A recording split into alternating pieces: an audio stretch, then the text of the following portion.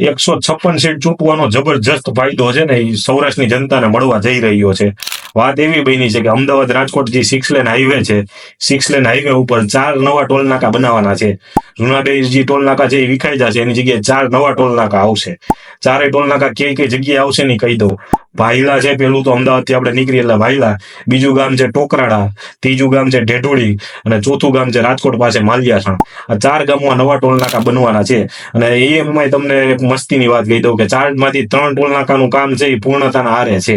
અને સરકારમાં પરિપત્ર દેવાઈ ગયો છે. સરકારને આ જે કંપનીએ બનાવ્યો છે રોડ આરએનબી, આપણે એને સરકારને જાણી કીધી છે કે અમે આ 4 જગ્યાએ ટોલ નાકા બનાવવાના છીએ, તમે પરમિશન આપી દો. અને જો આ પરમિશન આવી ગઈ તો લગભગ 1 એપ્રિલ 2025 આવતા વર્ષના ચોથા મહિનાથી તમારે અમદાવાદથી રાજકોટ કે રાજકોટથી અમદાવાદ જવું હોય તો 4 વાર ટોલ ટેક્સ ભરવો થશે. અને એમાંય જે અત્યારે રાજી થાય છે ને કે અત્યારે 4 વ્હીલ વાળાને ટેક્સ લાગે છે અમદાવાદથી રાજકોટ વચારે, અત્યારે તો લાગતો નથી. ખૂબ સારી વાત છે, પણ આગળ જતા કદાચ લાગશે. એનું કારણ તમને કહું, અત્યારે જે રોડ બનાવેલો હતો ને એ પેલો ગુજરાત સરકાર દ્વારા બનાવેલો હતો, એટલે ગુજરાત સરકાર એમાં ટોલ ટેક્સ બાદ કરી દીધો હતો કે નહીં ભરાય. પણ હવે જે રોડ બન્યો છે એ આરએનબી એટલે કેન્દ્ર સરકાર હેઠળ બન્યો છે. કેન્દ્ર સરકારમાં એવો કોઈ અત્યારે નિયમ નથી કે એમાં રોડ કાર ચાલકો છે અને ટોલ ટેક્સ બાદ મળે, કદાચ નહીં મળે.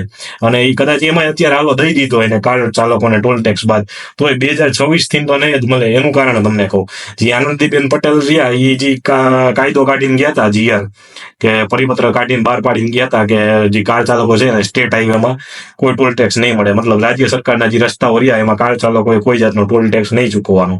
પણ જે પરિપત્ર છે એની મુદત 2026માં તો પૂરી થઈ ગઈ છે. એટલે 2026 પછી તો આ રોડ ઉપર ટેક્સ લાગવાનો. એટલે જે કોઈ કાર માલિકો છે, તમારે સીએનજી ગાડીઓ વસાવો કે ઇલેક્ટ્રિક ગાડીઓ વસાવો, ગમે એટલી સસ્તી વસાવો, તમારે ટોલ ટેક્સ ભરવાનો થશે.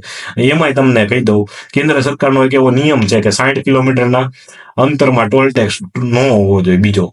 અને આ જ નિયમનું આ વસ્તુમાં સરેઆમ ઉલ્લંઘન થઈ ગયું છે. 4માંથી 3 ટોલ નાકા 60 કિલોમીટરની અંદર બનાવી દીધા છે. એટલે તમારે જે 156 ચૂંટીને મોકલી છે જે જથ્થાબંધ, એના હવે પરિણામ રહ્યા એ સામે આવવા માંડ્યા છે. તમને થોડીક તકલીફ પડશે, પણ વાંધો નહીં, થોડીક તકલીફ પાડી લેજો. પણ આપણે દેશ છે ને એ એક રહેવો જોઈએ, અને એના માટે તમારે જે કરવું પડે એ કરજો, પણ ટોલ ટેક્સ ભરજો. ધન્યવાદ. જય હિન્દ, જય ભારત.